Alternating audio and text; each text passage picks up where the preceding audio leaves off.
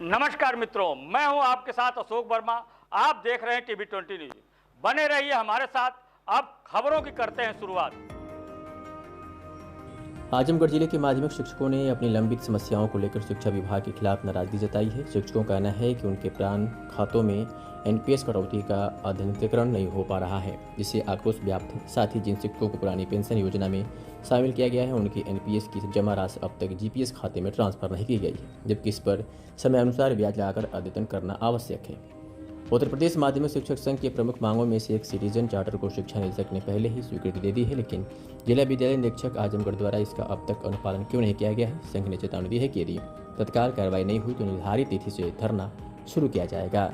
इसके अलावा चयन वेतनमान और प्रोन्नति वेतनमान की फाइलों भी कार्यालय में लंबित हैं, जिन्हें शीघ्र निस्तारित किए जाने की मांग की गई है। शिक्षकों ने साफ किया है कि अब वे अपनी समस्याओं को लेकर आंदोलन की राह अपनाने का मजबूर होंगे। मैं सुशील कुमार, जिला अध्यक्ष उत्तर प्रदेश माध्यमिक शिक्षक संघ एकजुट के बैनर तले आज वार्षिक धरना ज्ञापन का कार्यक्रम रखा गया था, जिसमें प्रदेश की तमाम तरह की मांगों के साथ साथ ही जिले स्तर की भी मांगे थी और जिले स्तर की 10-15 मांगे थी, जिसको कि जिला विद्यालय निरीक्षक के नकारात्मक रवैया, किसी काम को जो है जटिल बना देने की इनकी जो प्रक्रिया है, उसके खिलाफ हम लोग आज इकट्ठा हुए थे। और इनकी जिस तरह से लापरवाही चल रही है, घोर जो है लापरवाही के साथ साथ भ्रष्टाचार जिस तरह से यहाँ व्याप्त होता जा रहा है, वो बिल्कुल शिक्षकों के बीच में आक्रोश है। और अगर इन्होंने इस तरह का रवैया अपनाया रखा तो फिर पुनः हम लोग पूरे अपनी ताकत के साथ यहाँ धरना देंगे। और अगर काम नहीं तो अगर हम लोग का काम नहीं तो फिर इनको भी यहाँ रुकने नहीं दिया जाएगा, तालाबंदी होगी, जैसा भी हो। मतलब हर स्तर पर मतलब उसके लिए लड़ाई लड़ी जाएगी। और कुछ चीज़ें ऐसी भी हैं जैसे मतलब कि किसी सही काम को करने में इनको मज़ा नहीं आता, किसी काम को उलझा कर उसको जो है ऑब्जेक्शन लगा करके उस पर कुछ दोहन, कुछ इच्छाएं रखते हैं, इस जिसकी वजह से क्या कहते हैं ये काम करना नहीं चाहते हैं और इनको ये आदत छोड़नी होगी।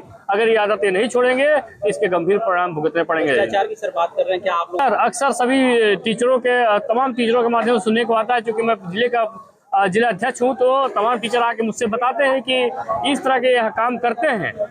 और यहाँ तक कि तमाम जिले में इस तरह गलत काम भी इनके द्वारा किए गए हैं। और गलत काम के साथ ही साथ इनके खिलाफ जो है कुछ लिखा पढ़ी के भी जो है FIR तक की नौबत आई है। तमाम जांच पड़ताल चल रही है। इस तरह के इनके तमाम कृत्य हैं। और इसमें क्या सत्यता है आप लोग इसकी जांच करिए। उसके कितने जिलों से आज प्रदर्शन में लोग नहीं, जिला सिर्फ आजमगढ़ के थे, सिर्फ प्रदेश के जो है महामंत्री राजीव यादव जी आए थे, बाकी सब जिले की टीम। आज लंबे समय तक धरना प्रदर्शन चला, क्या रहा? मैं राजीव यादव, प्रदेश महामंत्री उत्तर प्रदेश माध्यमिक शिक्षक संघ एकजुट। दो तरह के मुद्दे को लेके इस जिला विद्यालय निरीक्षक कार्यालय आजमगढ़ में हम लोग धरना दे रहे थे। एक था जो जिला विद्यालय निरीक्षक महोदय से जुड़ा हुआ था, जो स्थानीय मांग थी, एनपीएस समय से फिट नहीं हो रहा है। इसके साथ साथ जो है सिटीजन चार्टर कार्यालय में लगा नहीं है, अभी फार्म 16 निःशुल्क बट नहीं रहा है।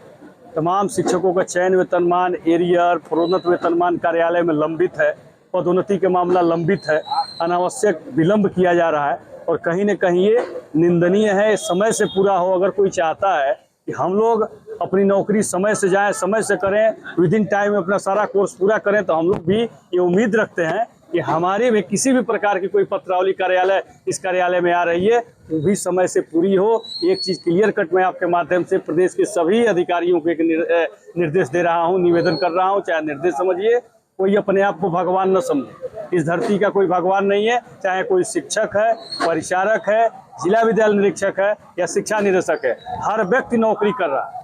अगर शिक्षकों से उम्मीद आप करते हैं कि वो ईमानदारी से पठन पाठन करते हुए सारे दायित्वों का निर्वहन करे, तो हमारा शिक्षक भी प्रत्येक अधिकारियों से उम्मीद करता है कि हमारा भी जो भी पत्रावली जाती है आपके कार्यालय में समय से आप पूरा करें। दूसरी एक मांग थी, माननीय मुख्यमंत्री जी से हमारी मांग है, वो तमाम उसमें मुद्दे हैं। पुरानी पेंशन व्यवस्था हमारी भी पुनः बहाल हो, सेवा सुरक्षा की धारा 18, 12, 21 समाप्त हो गई हो, वो पुनः बहाल हो। इसके साथ साथ हमारे अशासकीय माध्यमिक विद्यालयों का राजकीकरण हो। आउटसोर्सिंग की जो व्यवस्था हमारे माध्यमिक विद्यालय में शुरू हो गई है, परिचारक नियुक्त हो गए हैं, निश्चित तौर पर वो निंदनीय है। आउटसोर्सिंग व्यवस्था को तत्काल प्रभाव से रोकते हुए और रेगुलर नियुक्ति किया जाए, क्योंकि आउटसोर्सिंग व्यवस्था पूर्णतः दासतापूर्ण जीवन जीने के लिए बाध्य किया जा रहा है। आउटसोर्सिंग की नौकरी करने वाले जो हमारे कर्मचारी हैं वो पाकिस्तान, चाइना और नेपाल के नहीं है, भारत के हैं। अगर यही व्यवस्था रही तो कहीं ना कहीं हम लोग आक्रामक तरीके से इसका विरोध नहीं किए तो भविष्य में गवर्नमेंट और भी अन्य सेक्टरों में इस चीज़ों को बढ़ा सकती है। इन तमाम मुद्दों के लेकर हम लोग यहाँ पर धरना प्रदर्शन। स्थानांतरण की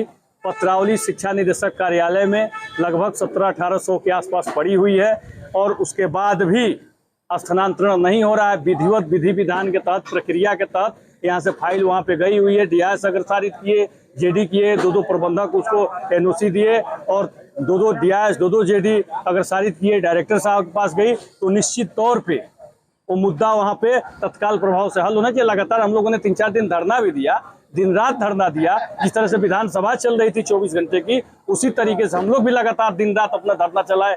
निदेशालय पे तमाम आश्वासन भी मिला और भरोसा भी दिलाया गया कि 4-6 दिन, 1 हफ्ते में आपका स्थानांतरण का मुद्दा हल हो जाएगा। माननीय मंत्री जी भी हमको बुलाए थे, सचिव साहब बुलाए थे, सब लोगों ने भरोसा दिया। बावजूद इसके अगर 30 तारीख तक मुद्दा नहीं होता है ऑफलाइन स्थानांतरण का हल, तो हम लोग पुनः 31 तारीख को माननीय मंत्री जी का आवास का घेराव करेंगे। और दूसरी तरफ उसके बाद भी नहीं मैटर होता है तो 5 सितंबर को विधानसभा के घेराव करने के लिए हम लोग बात करेंगे।